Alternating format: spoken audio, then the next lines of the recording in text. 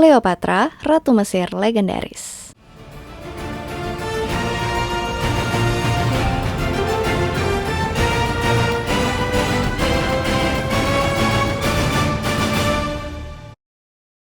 Long time no see. Ada stand mic, tapi agak menghalangi ya. Tapi nggak apa-apa, yang penting suaranya nggak jauh. Yang penting suaranya dekat.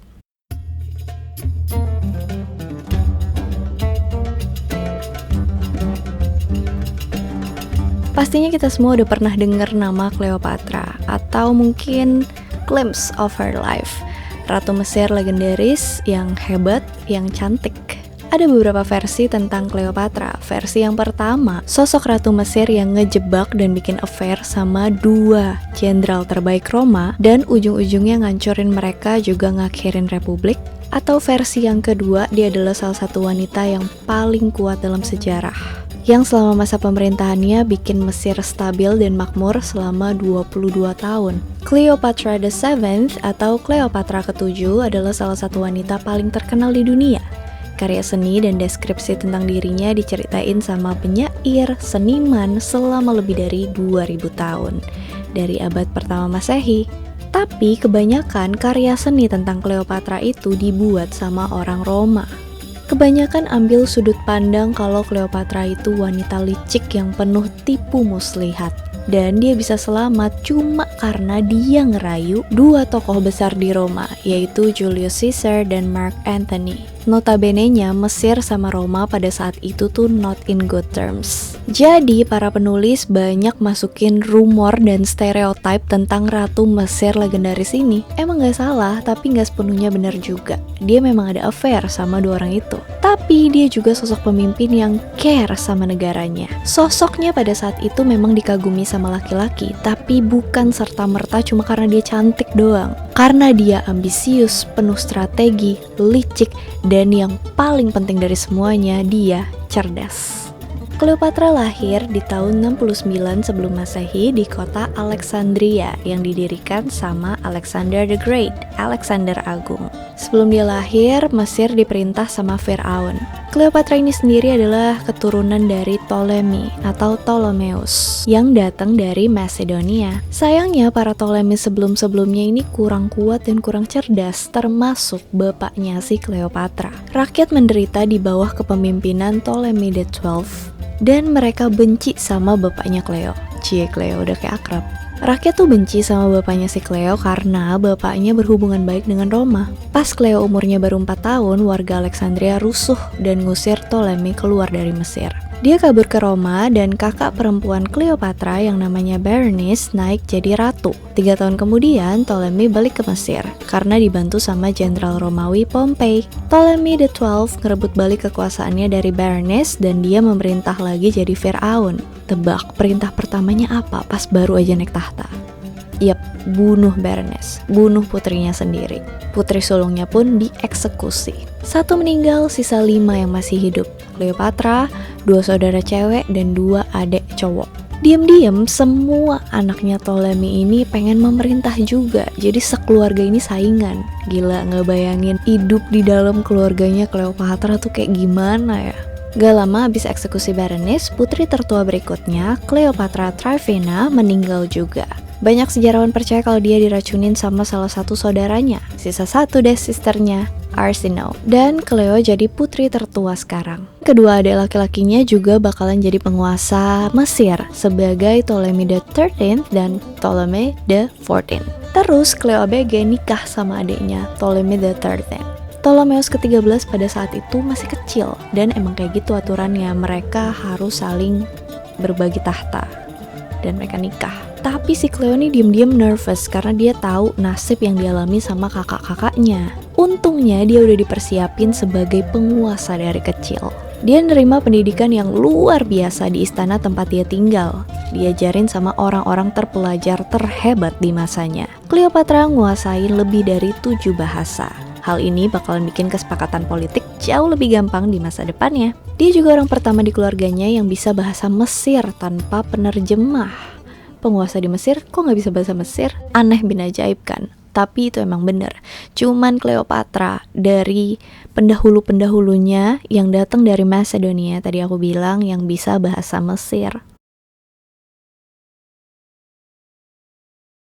Dan selain nguasain banyak bahasa, dia juga jago filsafat dan retorika. Dia juga belajar pidato dari kecil. Dia tahu gimana caranya persuasi orang dengan sangat cerdas. Belajar postur, gesture yang tepat juga, tone suara juga pas ngomong. Pengetahuan yang luas ini juga berkat tempat tinggalnya, Alexandria, pusat budaya di zaman kuno yang punya perpustakaan Alexandria, salah satu perpustakaan yang paling terkenal saat itu, penuh sama banyak karya sastra hebat. Dan dia juga pakai agama buat dukung klaimnya atas tahta. Dia ngaku sebagai keturunan Dewa Matahari. Anehnya, Cleopatra bahkan dipuja dan disamakan dengan Dewi Isis, Dewi Mesir kuno. Dia juga disamain sama Dewi Yunani, Aphrodite. Pas bapak mereka meninggal pada tahun 51 sebelum Masehi, Cleopatra dan suaminya, adik bocilnya, naik tahta.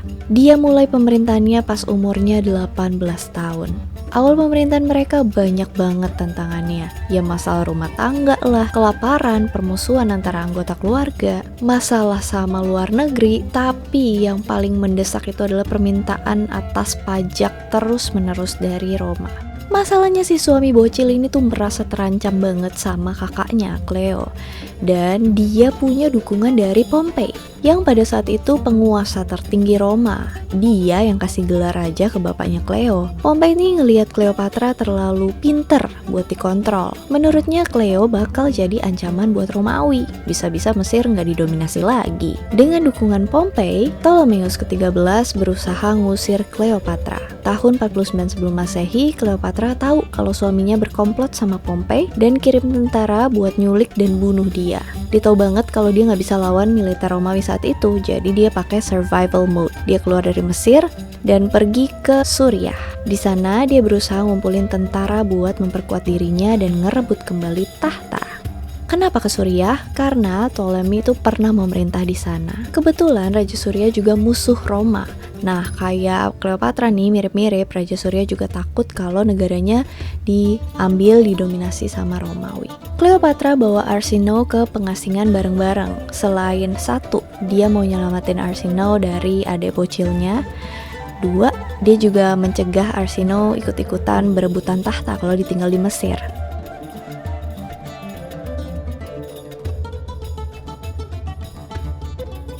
Pada saat itu ada juga konflik di Kekaisaran Romawi antara Pompei dan Julius Caesar.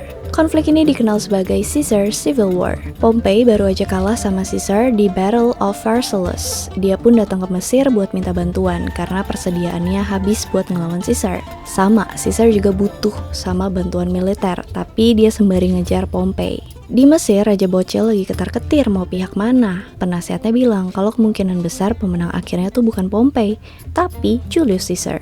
Bau-baunya Pompei bakal kalah. Mereka rugi kalau tetap dukung Pompei. Takutnya Caesar bakal murka ke pemerintahan Mesir.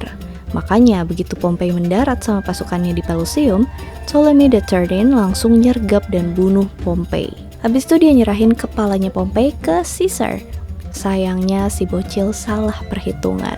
Dia pikir Julius Caesar bakal seneng, ternyata Caesar ngerasa, kok dia ikut campur masalah gue? Pompei ini kan musuh gue. Yang berhak nentuin nasibnya, yang berhak ngebunuh dia ya gue. Jadi dia merasa haknya direbut, diambil sama sang raja Mesir. Tapi meskipun begitu, dia tetap mau jaga perdamaian sama Mesir. Ngeri juga mungkin habis ngeliat Pompei dibunuh secara brutal. Dia datang ke Mesir sekalian nagih utang bapaknya Cleopatra yang jumlahnya lumayan gede. Tapi dia punya special request. Dia mau ketemu raja sama ratu. Ratu Cleo sekarang udah umur 21 tahun. Makin cerdas dan dewasa. Dia lihat kesempatan nih di sini. Tapi kan dia harus hati-hati banget di Mesir. Gak boleh asal kelihatan orang. Jadi dia pakai taktik. Dia pun nyelinap lewatin jenderalnya Ptolemy, Achilles. Dan pergi ke Alexandria lewat sungai Nil. Abis itu dia ketemuin Caesar di istana. Legend has it katanya Cleopatra tuh ngumpet di gulungan bed cover. Basically dia nyelip di laundryan kotor say. Terus laundryan kotornya ini ditaruh di kamarnya Julius Caesar.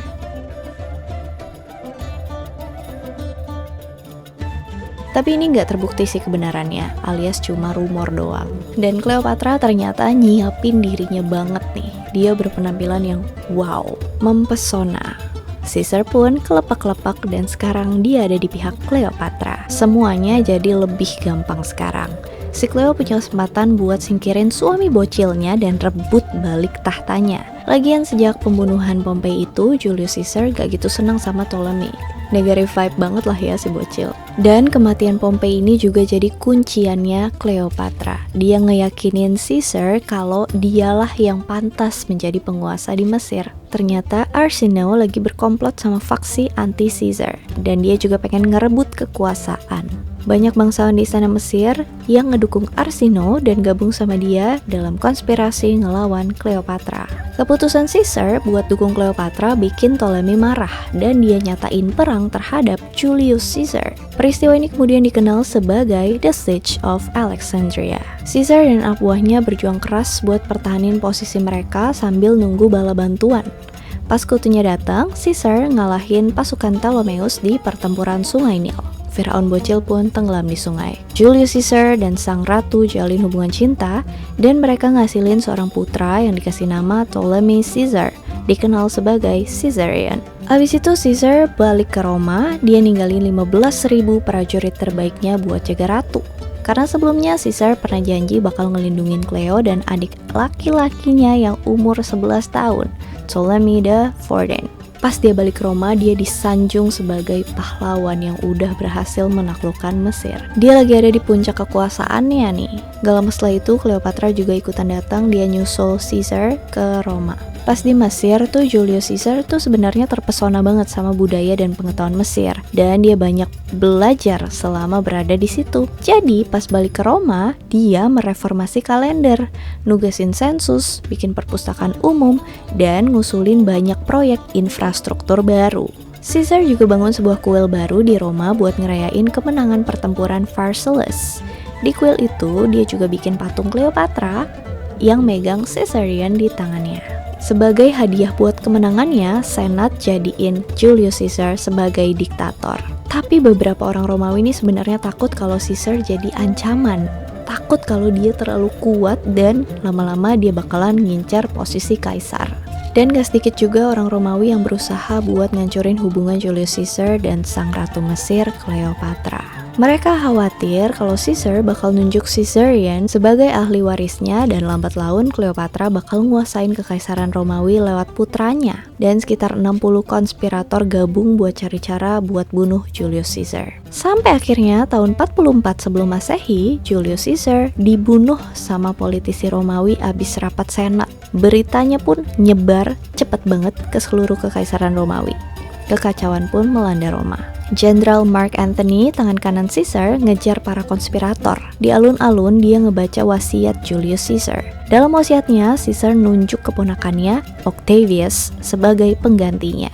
Habis itu, Octavius dan Mark Antony saling mimpin pasukan mereka buat nebas orang-orang yang mengkhianati Caesar. By the way, Roma bukan lagi tempat aman bagi sang ratu Mesir Cleopatra, jadi dia gercep buru-buru balik ke kerajaannya. Tapi nggak semudah itu, dear, karena pada saat itu Mesir juga terkena musibah. Petani, tanaman, dan hewan mati, dan banyak keluarga menderita kelaparan dan penyakit. Cleopatra selalu ngelakuin apa yang gak kepikiran sama pemimpin lain. Dia buka cadangan istana, dan sebagian makanan dan harta istana dibagi-bagiin ke seluruh rakyatnya. Dengan cara itulah Mesir selamat dari krisis tanpa ngelibatin negara lain.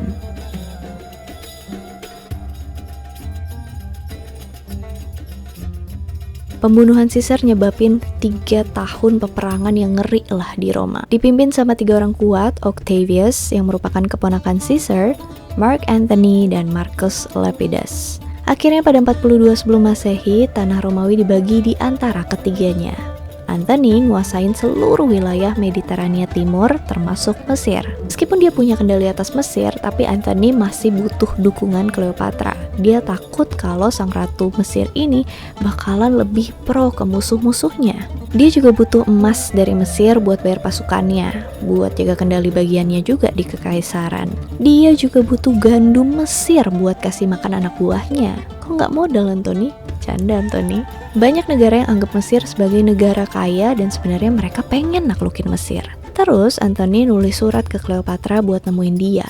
Cleo sengaja ghosting, gak dibales, padahal udah centang 2. Dia tahu sih kalau Anthony butuh emas Mesir, dan sebagai imbalannya dia berencana buat minta perlindungan dari Anthony. Dia juga butuh bantuan Anthony buat bunuh musuh-musuhnya, termasuk saudara perempuannya, Arsinoe. Pas Anthony lagi galau nunggu Cleopatra di Tarsus, tiba-tiba dia ngeliat banyak orang yang lagi kumpul. Kayak ada karnaval gitu. Taunya mereka lagi asik ngeliat pemandangan yang menakjubkan. Cleopatra lagi berlayar menyusuri sungai Cydnus.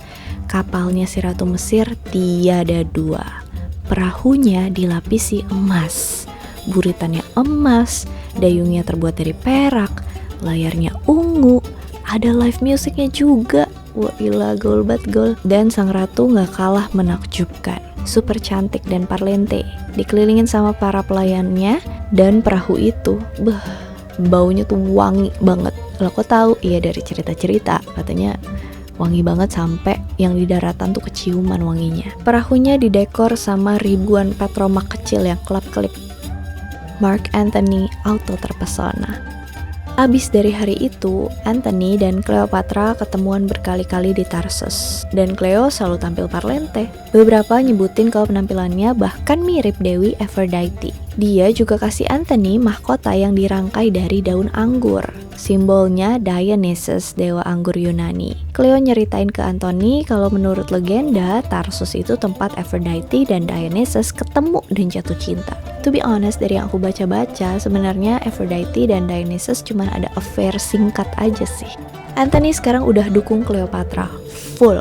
Mereka spend time buat ketemuan selama beberapa bulan di tahun 41 sebelum Masehi di Alexandria. Selama waktu ini, 2 saudara kandung Cleo yang tersisa, Arsinoe dan Ptolemeus ke-14 dihukum mati. Gak lama kemudian, Cleopatra pun hamil. Pada 40 sebelum Masehi, Cleopatra ngelahirin anak kembar, diakui sama Anthony sendiri sebagai ahli waris mereka. Menariknya, anaknya satunya dikasih nama Helios yang berasal dari bahasa Yunani, artinya matahari, satunya Selene yang berarti bulan. Tapi nggak lama, Anthony balik ke Roma karena istrinya. Fulvia mimpin pemberontakan lawan Octavius. Tapi dia tetap dong nggak bisa lupain Cleopatra.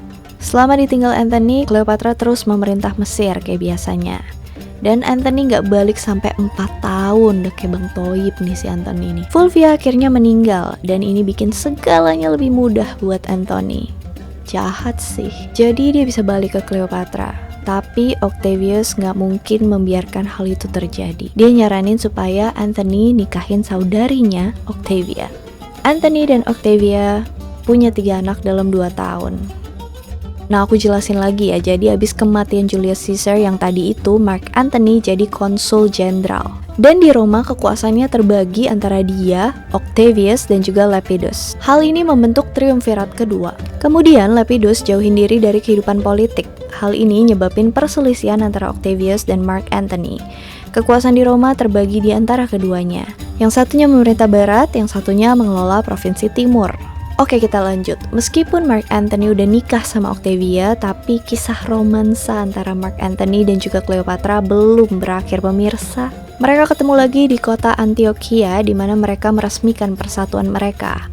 Pasangan itu sering banget ngadain pesta dan perjamuan dan mereka jadi power couple. Mereka nunjukin kedaulatan mereka. Ceritanya pada 36 sebelum Masehi, Anthony kalah sama Parthia. Octavius pun negur dia karena katanya dia jadi gak fokus sejak jalin hubungan sama Ratu Mesir. Sebenarnya Octavius ini udah sensi sih sama Anthony karena ya itu saudarinya Octavia ditolak cintanya akhirnya. Dia juga takut kalau Anthony ex Cleopatra berdua nyatu dan lama-lama makin kuat, kekuasaannya bakal terancam. Perang saudara baru pun pecah di Roma antara pendukung Mark Antony dan pembela Octavius. Battle of Actium terjadi pada 31 sebelum Masehi. Cleopatra nemenin soulmate-nya berperang. Sayangnya Mark Antony calon kalah nih. Pas bobo mau kalah, Cleopatra buru-buru balik ke Mesir buat ngumumin kemenangan palsu. Jadi di Mesir dia bilang kalau Antony lah yang memenangkan perang. Padahal kan sebenarnya Octavius. Dan kemenangan ini menandai berakhirnya Republik Romawi dan awal periode kekaisaran. Gak butuh lama bagi tim Octavius buat tahu apa yang terjadi di Mesir kalau Cleo udah ngumumin kemenangan palsu.